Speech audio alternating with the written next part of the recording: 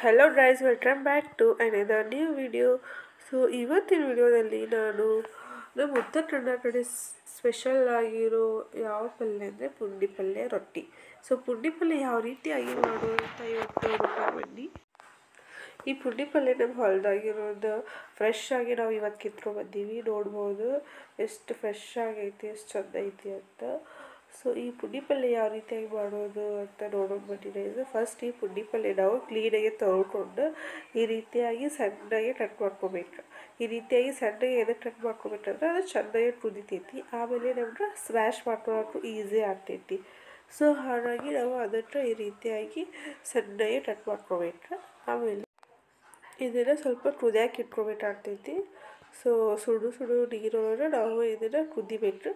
ಯಾವ ರೀತಿ ಅಂತಂದ್ರೆ ಪೂರಾ ಅದು ಕಲರ್ ಚೇಂಜ್ ಆಗಿಬಿಡ್ತೈತಿ. ಇವಾಗ ನೋಡ್ಬೋದು ಲಾಸ್ಟಿಗೆ ಇವಾಗ ಗ್ರೀನ್ ಕಲರ್ ಇರುತ್ತೆ, ಇನ್ನೊಂದು ಸ್ವಲ್ಪ ಡಾರ್ಕ್ ಚಾಕ್ಲೇಟ್ ಥರ ಆಗಿಬಿಡುತ್ತೆ. ಆ ರೀತಿ ಆಗುವವರೆಗೂ ನಾವು ಒಂದು 5ರಿಂದ 10 ನಿಮಿಷ ಕುದಿಸ್ಬೇಕಾಗ್ತೈತಿ.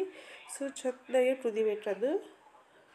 ಸೊ ಎದಕ್ಕೆ ಕುದಿಸ್ತೀವಂದ್ರೆ ಅದರದ್ದು ಹುಳಿ ಎಲ್ಲ ಹೋಗ್ತೈತಿ. ಆಮೇಲೆ ಇದನ್ನು ಹುಳಿ ಎಲ್ಲ ತೆಗೆದಾದ್ಮೇಲೆ ನಮ್ಗೆ ಪಲ್ಯ ಮಾಡೋಕ್ಕೆ ಈಸಿ ಆಗ್ತೈತಿ. ಕುಕ್ಕರಲ್ಲಿ ಹಾಕ್ಬೋದು, ಬಟ್ ಏನಾಗುತ್ತೆ ಎಲ್ಲ ಫುಲ್ ಇದಾಗ್ಬಿಡುತ್ತೆ. ಸೊ ಲಾಸ್ಟಿಗೆ ಕುದ್ದಾದ್ಮೇಲೆ ಎಷ್ಟಕ್ಕೊಂದು ಸೊಪ್ಪಿತ್ತಲ್ವ ಇಷ್ಟ ಆಯಿತು. ಸೊ ಅದಕ್ಕೆ ನಾವು ಸ್ವಲ್ಪ ಬೆಳ್ಳುಳ್ಳಿ ಜೀರಿಗೆನೂ ಬೇಕಾಗ್ತೈತಿ. ಸೊ ಫಸ್ಟ್ ಏನು ಮಾಡೋದಂದ್ರೆ ಇದೇನು ಕುದಿಸಿಟ್ಟಿರ್ತೀವಲ್ವ ಅದನ್ನು ನೀರು ಬಸ್ಕೊಂಡ್ಬಿಡ್ಬೇಕು. ಈ ರೀತಿಯಾಗಿ ಕ್ಲೀನಾಗಿ ನೀರು ಬಸಿದ್ಬಿಟ್ಟು ಆಮೇಲೆ ಅದಕ್ಕೆ ಒಂದು ಗ್ಲಾಸ್ ಆಫ್ ನೀರು ತೊಗೊಂಡು ಏನು ಮಾಡಬೇಕು ಮತ್ತು ಅದ್ರ ಮೇಲೆ ಹಾಕ್ಕೊಬೇಕಾಗ್ತೈತಿ. ಅದು ಸ್ವಲ್ಪ ಜಾಸ್ತಿ ಹುಳಿ ಇರ್ತೈತಿ. ಸೊ ನಿಮ್ಗೆ ಅದು ತಿನ್ನೋಕ್ಕಾಗಲ್ಲ. ಸೊ ಹಾಗಾಗಿ ಇದರದ್ದು ನೀರೆಲ್ಲ ಬಸ್ಕೊಂಡಾದ್ಮೇಲೆ ನೀರು ಹಾಕ್ಕೊಂಡು ಆಮೇಲೆ ಅದಕ್ಕೆ ಬಸ್ಕೊಬೇಕಾಗ್ತೈತಿ. ಆವಾಗ ಒಂದು ಸ್ವಲ್ಪ ಹುಳಿ ಹೋಗ್ತೈತಿ. ಸೊ ಹುಳಿ ಹೋದ್ರೆ ನಿಮ್ಗೆ ತಿನ್ನೋಕ್ಕೂ ಟೇಸ್ಟ್ ಆಗುತ್ತೆ. ಸೊ ಅದಕ್ಕೆ ನಾವು ಸ್ವಲ್ಪ ಜೀರಿಗೆ, ಒಗ್ಗರಣೆಗೆ, ಆಮೇಲೆ ಬೆಳ್ಳುಳ್ಳಿ, ಆಮೇಲೆ ಹಸಿಮೆಣಸಿನ್ಕಾಯಿ ಎಲ್ಲ ಹಾಕ್ಕೊತೀವಿ. ಸೊ ಫಸ್ಟ್ ಬಂದ್ಬಿಟ್ಟು ಅದು ಬಸ್ಕೊಂಡಾದ್ಮೇಲೆ ಅದಕ್ಕೆ ಒಂದು ಸ್ವಲ್ಪ ರವೆ ಆದರೂ ಹಾಕ್ಬೋದು, ಇಲ್ಲ ಜೋಳದ ನುಚ್ಚು ಅಂತ ಬರುತ್ತೆ ನಮ್ಮ ಸೈಡ್, ಆ ನುಚ್ಚು ಕೂಡ ಹಾಕ್ಕೊಂಡು ನಾವು ಈ ರೀತಿಯಾಗಿ ಚೆಂದಾಗಿ ಸ್ಮ್ಯಾಶ್ ಮಾಡ್ಕೊಬೇಕಾಗ್ತೈತಿ. ಸೊ ಸ್ಮ್ಯಾಶ್ ಮಾಡ್ಕೊಂಡಾದ್ಮೇಲೆ ನಾನು ಆಗಲೇ ಹೇಳಿದ್ದೆ ಅಲ್ವಾ, ಒಂದು 10ರಿಂದ 15 ಬೆಳ್ಳುಳ್ಳಿ ಹೆಸರು, ಆಮೇಲೆ ಸ್ವಲ್ಪ ನಿಮ್ಗೆ ಎಷ್ಟು ಬೇಕಷ್ಟು ಜೀರಿಗೆ. ಸೊ ಈ ಜೀರಿಗೆ ಎಲ್ಲ ಹಾಕೊಂಡಾದ್ಮೇಲೆ ಇನ್ನೊಂದು ಸ್ವಲ್ಪ ನಿಮ್ಗೆ ಹಲ್ಲುಪ್ಪು ಬೇಕಂದ್ರೆ ಹಲ್ಲುಪ್ಪು, ಸಣ್ಣ ಉಪ್ಪು ಬೇಕಂದ್ರೆ ಸಣ್ಣ ಉಪ್ಪು ಹಾಕ್ಕೊಬೋದು. ನಾವಿಲ್ಲಿ ಹಲ್ಲುಪ್ಪು ಹಾಕ್ತಾಯಿದ್ದೀವಿ. ಒಂದು ಖಾರಕ್ಕೆ ಒಂದು 3 ಮೆಣಸಿನ್ಕಾಯಿ ಹಾಕ್ಕೊಬೋದು, ಇಲ್ಲ ಜಾಸ್ತಿ ಕೂಡ ಹಾಕ್ಕೊಬೋದು.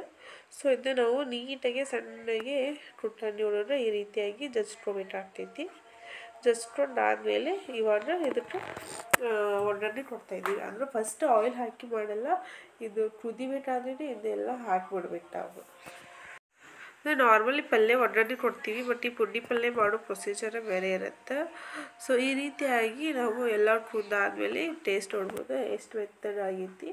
ಸೊ ಇದನ್ನು ನಾವು ಬಿಸಿ ರೊಟ್ಟಿ, ಆಮೇಲೆ ಒಂದು ಸ್ವಲ್ಪ ಶೇಂಗಾದ ಹಿಂಡಿ, ಆಮೇಲೆ ಅದಕ್ಕೆ ಒಂದು ಸ್ವಲ್ಪ ತುಪ್ಪಾರ ಎಣ್ಣೆನ ಹಾಕೊಂಡು ಒರೆಸ್ಕೊಂತಿಂತ ನಮ್ಮ ಕಡೆ ಇದು ಅಮೃತ ಸಮಾನ ಇರುತ್ತೆ. ನಮ್ಮ ಕಡೆ ಉತ್ತರ ಕರ್ನಾಟಕ ಅಂದ್ರೆ ಬಿಜಾಪುರ, ಹುಬ್ಬಳ್ಳಿ, ಬಾಗಲಕೋಟೆ, ಧಾರವಾಡ ಎಲ್ಲರ ಮನೆಯಲ್ಲೂ ಪುಂಡಿ ಪಲ್ಯ ಫೇಮಸ್ ಆಗುತ್ತೆ.